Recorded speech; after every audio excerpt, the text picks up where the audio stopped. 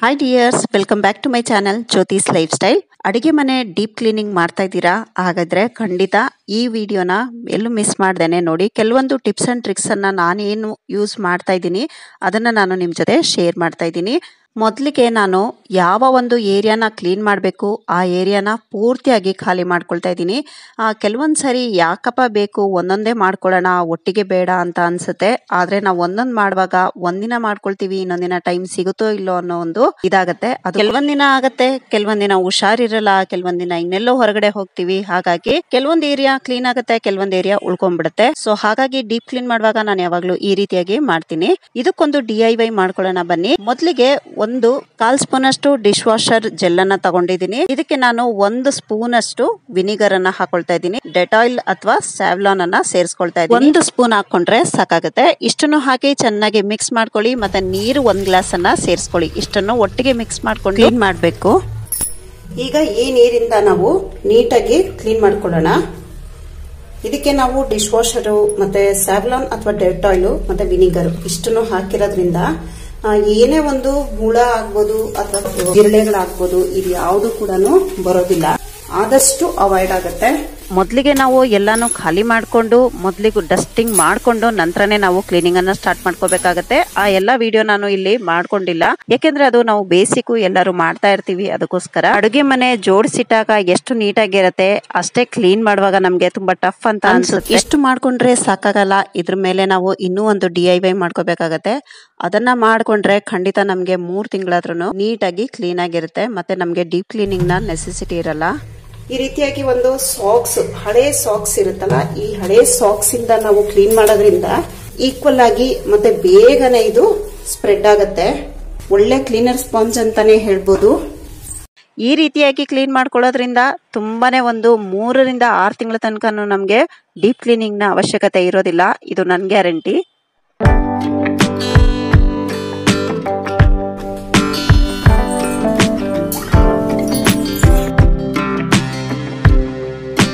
Otherwise ನಾವು ಹಾಗೇನೆ ಸುಮ್ನೆ ನೀರ್ ಬಟ್ಟೆಯಲ್ಲಿ ಕ್ಲೀನ್ ಮಾಡ್ಕೊಂಡು ಹಾಗೆ ಜೋಡಿಸ್ತಾ ಇದ್ರೆ ಪದೇ ಪದೇ ನಮ್ಗೆ ಜಿರಳೆಗಳಾಗ್ಬೋದು, ಪಲ್ಲಿಗಳಾಗ್ಬೋದು, ಈ ರೀತಿಯಾದ ಒಂದು ಹುಳು ಹುಪ್ಪಟೆ ಬರ್ತಾ ಇರುತ್ತೆ. ಈಗ ಎಲ್ಲ ನೋಡ್ತಾ ಇದ್ದೀರಲ್ಲ, ಎಲ್ಲಾನು ಈ ನೀರಿಂದ ನಾನು ಕ್ಲೀನ್ ಮಾಡ್ಕೊಂಡಿದ್ದೀನಿ. ಈಗ ನಾವು ಇದನ್ನ ಒಳ್ಳೆ ನೀರಲ್ಲಿ ಒರೆಸ್ಕೊಂಡ್ಬಿಡೋಣ ಒಂದ್ಸಾರಿ.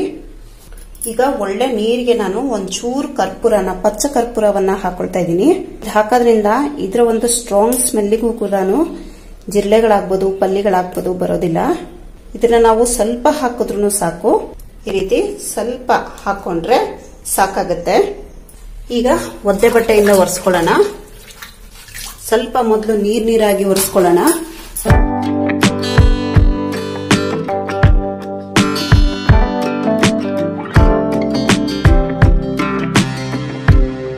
ಒರೆಸುವಾಗ ಆಲ್ಮೋಸ್ಟ್ ನಮಗೆ ಇಲ್ಲೂ ಕೂಡ ಈ ತರ ಒಂದು ಕೆಳಗಡೆ ಕೂಡ ಒರೆಸ್ಕೋಬೇಕಾಗತ್ತೆ. ಅಡಿಗೆ ಮನೆ ಸ್ವಚ್ಛವಾಗಿದ್ರೆ ಮನಸ್ಸು ತುಂಬಾನೇ ಚೆನ್ನಾಗಿರುತ್ತೆ. ಪಚ್ಚಕರ್ಪೂರ ಹಾಕಿರೋದ್ರಿಂದ ಇದರ ಒಂದು ಸುಗಂಧ ತುಂಬಾನೇ ಚೆನ್ನಾಗಿದೆ. ನೋಡ್ತಾ ಇದ್ದೀರಲ್ಲ, ಹೀಗೆಲ್ಲ ಈ ರೀತಿಯಾಗಿ ಒರೆಸ್ಕೊಂಡಾಗಿದೆ. ಈಗ ಒಂದ್ಸಾರಿ ಗಟ್ಟಿಯಾಗಿ ಬಟ್ಟೆನ ಹಿಂಡ್ಬಿಟ್ಟು ಒರೆಸ್ಕೊಳ್ಳೋಣ. ಒರೆಸ್ಕೊಳ್ಳುವಾಗ ಇಲ್ಲೂ ಒಂದ್ಸಾರಿ ಗೋಡೆನ ಸ್ವಲ್ಪ ಈ ರೀತಿಯಾಗಿ ಒರೆಸ್ಕೋಬೇಕು. ರಫ್ ಆಗಿ ಒರೆಸ್ಕೊಂಡ್ರೆ ಸಾಕಾಗುತ್ತೆ. ಇಲ್ಲೂ ಕೂಡ ನಾವು ಫಿಂಗರ್ ಪ್ರಿಂಟ್ಸ್ ಬಿದ್ದಿರುತ್ತೆ. ಈಗ ಎಲ್ಲ ಒರೆಸ್ಕೊಂಡಾಗಿದೆ ನೀಟಾಗಿ. ಒಂದ್ಸಾರಿ ನಾವು ಡಿಶ್ ವಾಷರ್ದ ಒಂದು ಎಫೆಕ್ಟಿವ್ ನಾವು ಒಂದು ಲಿಕ್ವಿಡ್ ಮಾಡ್ಕೊಂಡು ಒರೆಸ್ಕೊಂಡಿದೀವಿ. ನಂತರ ಇದು ಒಂದು ಒಳ್ಳೆ ನೀರಿನಲ್ಲಿ ಒರೆಸ್ಕೊಂಡಿದೀನಿ. ಈಗ ಇದನ್ನೆಲ್ಲ ನಾವು ಡ್ರೈ ಮಾಡ್ಲಿಕ್ಕೆ ಬಿಡೋಣ. ಈ ಡ್ರೈ ಆದ ನಂತರ ನಾವು ಇದನ್ನ ಸ್ಪ್ರೇ ಮಾಡಿದ್ರೆ ನಮ್ಗೆ ಒಂದು 3 ರಿಂದ 6 ತಿಂಗಳ ತನಕ ಅಂತೂ ಖಂಡಿತ ಒಂದು ಹಲ್ಲಿ ಆಗ್ಬೋದು, ಜಿರಳೆಗಳಾಗ್ಬೋದು, ಇದು ಯಾವುದು ಕೂಡ ಬರೋದಿಲ್ಲ. ಮೊದಲಿಗೆ ಪಚ್ಚಕರ್ಪೂರನ ಸ್ವಲ್ಪ ಚೆನ್ನಾಗಿ ಕುಟ್ಬಿಟ್ಟು ನಂತರ ಹಾಕೋಬೇಕಾಗತ್ತೆ. ಇಲ್ಲಾಂದ್ರೆ ಸ್ಪ್ರೇ ಬಾಟಲ್ ನಲ್ಲಿ ನಮ್ಗೆ ಸಿಕ್ಕಾಕೊಂಡ್ಬಿಡುತ್ತೆ. ಮತ್ತೆ ಇದಕ್ಕೆ 1 ಮುಚ್ಚುಳದಷ್ಟು ಡೆಟಾಯಿಲ್ ಅನ್ನ ಹಾಕೊಳ್ತಾ ಇದ್ದೀನಿ. ಮತ್ತೆ ಇದಕ್ಕೆ ಸ್ವಲ್ಪ ನೀರು, ಇಷ್ಟನ್ನು ಹಾಕೊಂಡು ಚೆನ್ನಾಗಿ ಇದನ್ನ ಮಿಕ್ಸ್ ಮಾಡ್ಕೊಳ್ಳೋಣ. ಈಗ ಇದನ್ನ ಒಂದು ಸ್ಪ್ರೇ ಬಾಟಲ್ಗೆ ಹಾಕೊಳ್ಳೋಣ. ಈಗ ನೋಡ್ತಾ ಇದ್ದೀರಲ್ಲ, ನಮ್ಮ ಒಂದು ಸ್ಪ್ರೇ ರೆಡಿ ಆಗಿದೆ. ಈ ಸ್ಪ್ರೇ ಮಾಡೋದ್ರಿಂದ ನಮ್ಗೆ ನಿಜವಾಗ್ಲೂ 100% ಗ್ಯಾರಂಟಿ ಒಂದು ಪಲ್ಲಿ ಕೂಡ ಬರಲ್ಲ. ಈ ರೀತಿಯಾಗಿ ಎಲ್ಲಾ ಕಡೆನೂ ನಾವು ನೀಟಾಗಿ ಸ್ಪ್ರೇ ಮಾಡ್ಕೊಳ್ಬೇಕು. ಈ ಕರ್ಪೂರದ ಸ್ಮೆಲ್ ಆಗ್ಬೋದು, ಡೆಟಾಯಿಲ್ ಸ್ಮೆಲ್ ಆಗ್ಬೋದು, ಈ ಎರಡು ಕೂಡ ಜಿರಳೆಗಳಿಗಾಗ್ಲಿ ಇರುವೆಗಳಿಗಾಗ್ಲಿ ಯಾವುದಕ್ಕೂ ಕೂಡ ಇದು ಸ್ಮೆಲ್ ಇಷ್ಟ ಆಗಲ್ಲ. ಈ ಸ್ಮೆಲ್ಗೆನೆ ಇವೆಲ್ಲ ನಮ್ಮ ಮನೆಯನ್ನ ಬಿಟ್ಟು ಹೊರಗಡೆ ಹೋಗುತ್ತೆ. ಖಂಡಿತ ಈ ಟಿಪ್ ಅನ್ನ ಟ್ರೈ ಮಾಡಿ. ಈ ರೀತಿಯಾಗಿ ಎಲ್ಲಾ ಕಡೆ ನಾವು ಸ್ಪ್ರೇ ಮಾಡ್ಕೊಳ್ಳೋದ್ರಿಂದ ಚೂರು ಕೂಡ ನಮ್ಗೆ ಎಲ್ಲೂ ಒಂದು ಸ್ಪೈಡರ್ ಅಂದ್ರೆ ಈ ಜೇಡ ಕಟ್ಟತ್ತಲ್ಲ ಅದು ಕೂಡ ಅವಾಯ್ಡ್ ಆಗುತ್ತೆ. ಈಗ ನಾನು ಫುಲ್ ಡ್ರೈ ಆದ ನಂತರ ರನ್ನರ್ ಗಳನ್ನ ಹಾಕೊಳ್ತಾ ಇದ್ದೀನಿ. ನಾನು ಇಲ್ಲಿ ನ್ಯೂಸ್ ಪೇಪರ್ ಅನ್ನ ಪ್ರಿಫರ್ ಮಾಡ್ತೀನಿ, ಯಾಕಂದ್ರೆ ಇದು ಡಿಸ್ಪೋಸಿಬಲ್ ಆಗಿರುತ್ತೆ. ಬೇರೆ ನಾವು ಏನಾದ್ರೂ ರನ್ನರ್ಸ್ ಅನ್ನ ಯೂಸ್ ಮಾಡಿದ್ರೆ ಅದನ್ನ ನಾವು ಮತ್ತೆ ವಾಶ್ ಮಾಡಿ ಮತ್ತೆ ಅದನ್ನ ಡ್ರೈ ಮಾಡಿ ನಂತರ ಹಾಕೋಬೇಕಾಗತ್ತೆ. ಸೊ ನನಗೆ ಈ ಒಂದು ನ್ಯೂಸ್ ಪೇಪರ್ ತುಂಬಾನೇ ಯೂಸ್ಫುಲ್ ಅಂತ ಅನ್ಸುತ್ತೆ.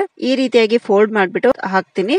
ಇದ್ರ ಮೇಲೆ ಕೂಡ ನಮ್ಗೆ ಇರುವೆಗಳು, ಜೇಡ ಆಗ್ಬೋದು, ಜಿರಳೆಗಳು ಬರಬಾರ್ದು ಅನ್ನೋದಾದ್ರೆ ಒಂದು ನ್ಯಾಪ್ತಲಿನ್ ಬಾಲ್ ಅನ್ನ ಕೂಡ ನಾವು ಇಲ್ಲಿ ಮತ್ತೆ ಇಟ್ಕೊಳ್ಬಹುದು ಮೂಲೆಗಳಲ್ಲಿ. ನೀವು ನಿಮ್ಮ ಅಡಿಗೆ ಮನೆಗಳಲ್ಲಿ ರನ್ನರ್ ಇಷ್ಟಪಡ್ತೀರಾ ಅಥವಾ ನ್ಯೂಸ್ ಪೇಪರ್ ಅನ್ನೋದನ್ನ ನನಗೆ ಕಮೆಂಟ್ ಸೆಕ್ಷನ್ ಅಲ್ಲಿ ತಿಳಿಸಿ. ಅಡುಗೆ ಮನೆ ನೀಟ್ ಇದ್ರೆ ಎಷ್ಟು ಮನಸ್ಸಿಗೆ ನೆಮ್ಮದಿ ಅಂತ ಅಂತೀರಾ. ಖಂಡಿತ ಆಗಾಗ ನಾವು ಈ ರೀತಿಯಾಗಿ ಅಟ್ಲೀಸ್ಟ್ ನಾವು ಒಂದು 3 ದಿಂದ 4 ತಿಂಗಳಿಗೊಂದ್ಸರಿ ಡೀಪ್ ಕ್ಲೀನಿಂಗ್ ಅನ್ನ ಮಾಡ್ಕೊಳ್ಬೇಕು. ಆಗಾಗ ನಾವು ಒಂದೊಂದು ಶೆಲ್ಫ್ ಅನ್ನ ಮಾಡ್ಕೊಳ್ತಾ ಇರ್ತೀವಿ. ಮತ್ತೆ ಗ್ರಾಸರಿ ಖಾಲಿ ಆದಾಗ ಆ ಒಂದು ಬಾಕ್ಸಸ್ ಅನ್ನ ಕೂಡ ವಾಶ್ ಮಾಡಿ ಡ್ರೈ ಮಾಡಿನೇ ತುಂಬಿಸ್ಕೊಳ್ತಾ ಇರ್ತೀವಿ. ಆದ್ರೂನು ನಾವು ಈ ರೀತಿಯಾಗಿ ಡೀಪ್ ಕ್ಲೀನ್ ಅನ್ನ ಮಾಡಿದಾಗ ಅದರ ಒಂದು ಗುಡ್ ಫೀಲಿಂಗ್ ಬೇರೆ ಅಂತ ನಾನು ಅನ್ಕೊಳ್ತೀನಿ. ನಿಮ್ಗೂ ಹೀಗೆ ಅನ್ಸುತ್ತಾ? ಕಮೆಂಟ್ ಸೆಕ್ಷನ್ ಅಲ್ಲಿ ತಿಳಿಸಿ. ಈಗೆಲ್ಲ ನಾನು ಕ್ಲೀನ್ ಅನ್ನ ಮಾಡಿ ಡ್ರೈ ಮಾಡಿ ಪೇಪರ್ ಹಾಕಿ ಈಗೆಲ್ಲವನ್ನ ಜೋಡಿಸ್ಕೊಂಡಿದೀನಿ.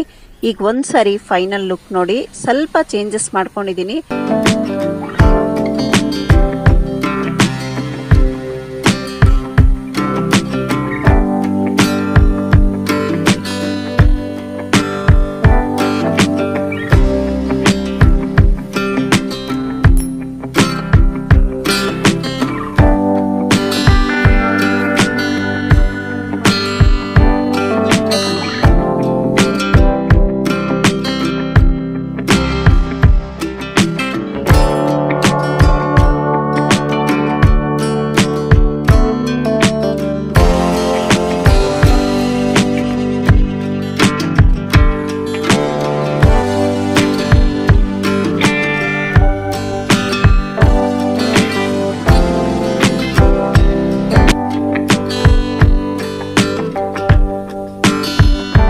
ಹೇಗಾಗಿದೆ ಅಂತ ನನಗೆ ಕಮೆಂಟ್ ಸೆಕ್ಷನ್ ಅಲ್ಲಿ ತಿಳಿಸಿ. ನನ್ನ ಒಂದು ಸ್ಟೋರ್ ರೂಮಿನ ಜೋಡಣೆ ನಿಮ್ಗೂ ಇಷ್ಟ ಆಗಿದ್ರೆ ಪ್ಲೀಸ್ ಕಮೆಂಟ್ ಅಲ್ಲಿ ತಿಳಿಸಿ. ಎಲ್ಲರಿಗೂ ಇಷ್ಟ ಆಯ್ತು ಅಂತ ಭಾವಿಸ್ತೀನಿ. ಪ್ಲೀಸ್ ಇಷ್ಟ ಆಗಿದ್ರೆ ನನ್ನ ಚಾನೆಲ್ ನ ಸಬ್ಸ್ಕ್ರೈಬ್ ಮಾಡ್ಕೊಳ್ಳಿ.